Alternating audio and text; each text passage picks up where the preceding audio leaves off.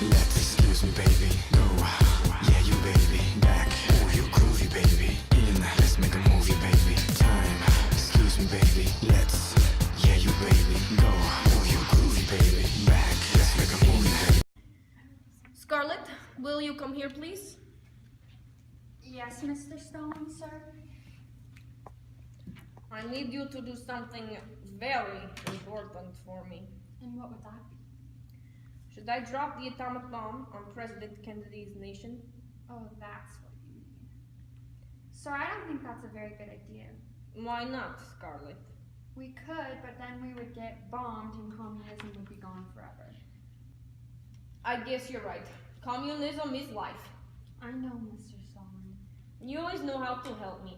I appreciate everything you do for me. Anything for you, sir. Have a good day, Miss Ivanovich.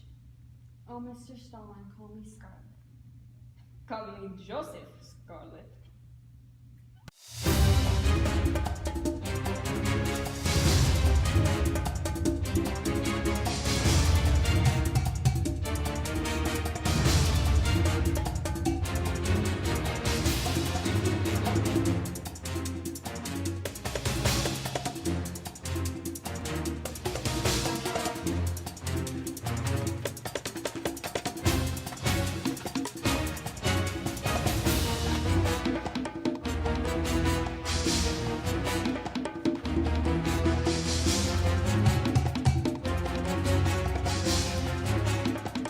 Stalin wanted to. He could blow us up.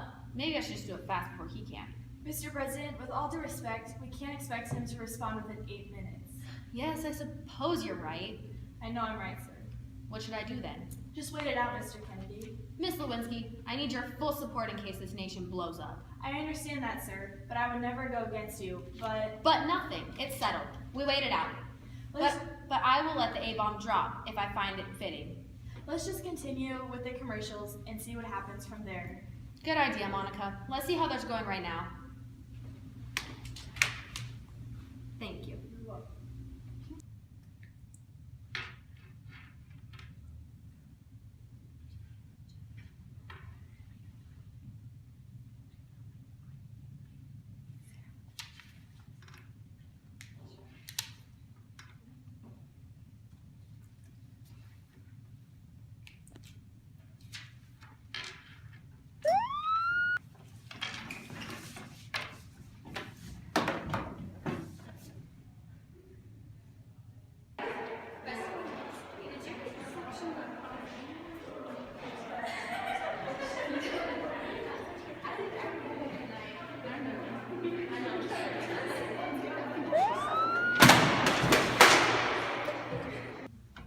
Good evening, my fellow citizens. This government, as promised, has maintained the closest surveillance of the Soviet military buildup on the island of Cuba.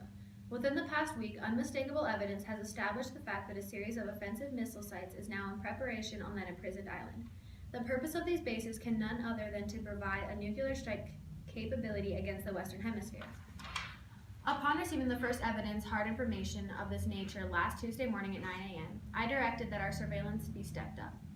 And having now confirmed and completed our evaluation of the evidence and our decision on a course of action, this government feels obliged to report this new crisis to you in fullest detail. Each of these missiles in Cuba is capable of striking Washington, D.C., the Panama Canal, Cape Canaveral, Mexico City, or any other city in the southeastern part of the United States, in Central America or in the Caribbean area. In addition, jet bombers capable of carrying nuclear weapons are now being uncrated and assembled in Cuba, while the necessary air bases are being prepared. Neither the United States of America nor the world community of nations can tolerate deliberate deception and offensive threats on the part of any nation, large or small. The path we have chosen for the present is full of hazards, as all paths are, but it is the one most consistent with our character and courage as a nation and our commitments around the world. The cost of freedom is always high, and Americans have always paid it. And one path we shall never choose is that the path of surrender or submission. Our goal is not the victory of might, but the vindication of right. Not peace at the expense of freedom, but both peace and freedom, here in this hemisphere and, we hope, around the world. God willing, that goal will be achieved. Thank you and good night. Bailey knows what to do.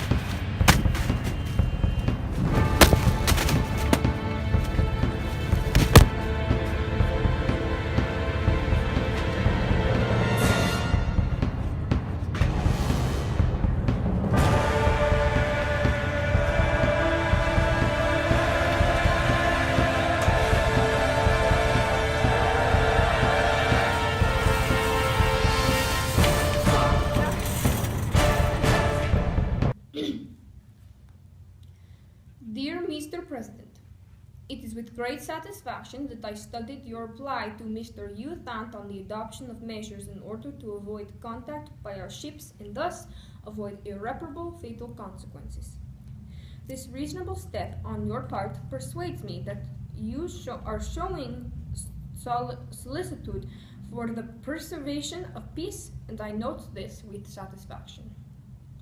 I have already said that the concern of our people and government and myself personally, as chairman of the Council of Ministers, is to avoid our country and have it hold a worthy place among all people of the world in economic competition, advance of culture and arts, and most necessary field for competition, which will only benefit our positions on this are very close.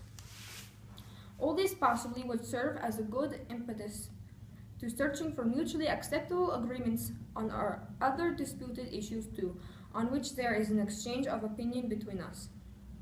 These problems have not yet been solved, but they will wait for an urgent solution which would clear the international atmosphere. We are ready for this. These are my proposals, Mr. President. Respectfully yours, Nikita Khrushchev. Let's excuse me, baby. No.